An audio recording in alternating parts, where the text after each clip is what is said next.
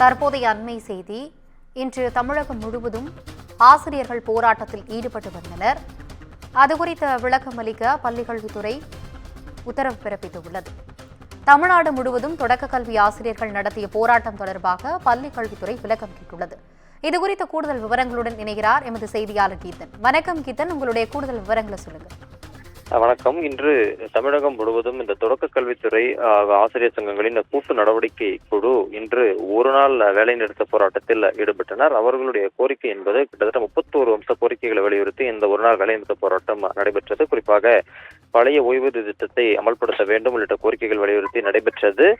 குறிப்பாக இந்த வேலைநிறுத்த போராட்டத்தை பொறுத்தவரை இன்றைய தினம் 30% ஆசிரியர்கள் மட்டுமே இந்த வேலைநிறுத்த போராட்டத்தில் பங்கேற்றதாகவும் மீதம் இருக்கக்கூடிய 69% ஆசிரியர்கள் இன்று பணியில் இருந்ததாகவும் தெரிவிக்கப்பட்டுள்ளது. அந்த வகையில் 1,22,000க்கும் மேற்பட்டவர்கள் பணியாற்றக்கூடிய தொடக்க கல்வித்துறையை பொறுத்தவரை இன்றைய தினம் 80,000க்கும் மேற்பட்டவர்கள் பணியாற்றியதாகவும் அதே போல 37,000க்கும் மேற்பட்ட ஆசிரியர்கள் மட்டுமே இன்று விடுமுறை எடுத்து போராட்டத்தில் பங்கேற்றதாகவும் தெரிவிக்கப்பட்டிருக்கின்றது. என்று அந்த வகையில் பார்க்கின்ற போது இன்றைய அந்த வேலைநிறுத்த போராட்டம் என்பது பெரிதாக வெற்றி பெறவில்லை என்பதை நம்மால் தொடக்க கல்வித்துறை வெளியிட்டுள்ள அந்த புள்ளி விவரங்களின் அடிப்படையில் புரிந்து கொள்ளலாம்.